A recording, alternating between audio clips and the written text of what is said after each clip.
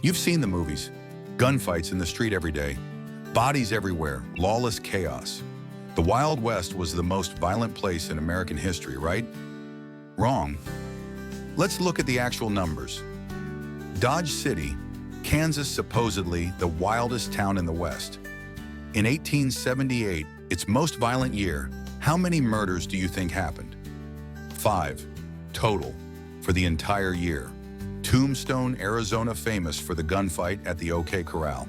In 1881, the year of that famous shootout, Tombstone had 8 murders.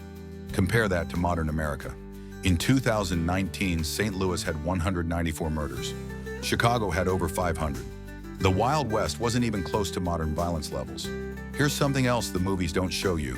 Most frontier towns had strict gun control. When you rode into Dodge City or Tombstone, you had to check your guns at the marshal's office or your hotel. You couldn't just walk around armed. Signs at town limits said, "The carrying of firearms strictly prohibited." If you violated this, you got arrested or fined. Why? Because nobody wanted random shootouts. Business owners, families, and even gamblers wanted peace. Violence was bad for business. The famous gunfight at the OK Corral? It happened partly because the Clanton gang refused to check their guns when they came into town.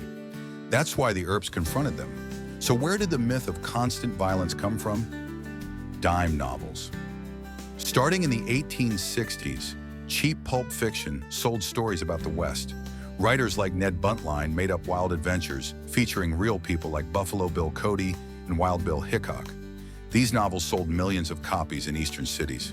People who'd never been west of Pennsylvania believed every word. Then came Wild West shows.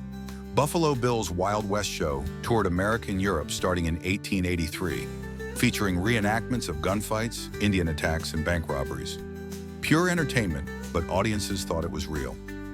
By the time Hollywood started making westerns in the early 1900s, the myth was set.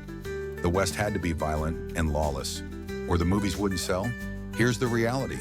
Most cowboys never fired a gun in anger. Most never even wore a gun except on the trail when they might encounter wildlife. Town marshals spent most of their time dealing with drunks, collecting fines, and enforcing sanitation laws. Boring stuff, not movie material. The deadliest thing in the West wasn't outlaws. It was disease. Cholera, typhoid, and dysentery killed far more people than bullets ever did. The West had violence, absolutely. The Indian Wars were brutal. Conflicts over land and water rights sometimes turned deadly. Racism and discrimination led to lynchings and massacres. But the day-to-day reality?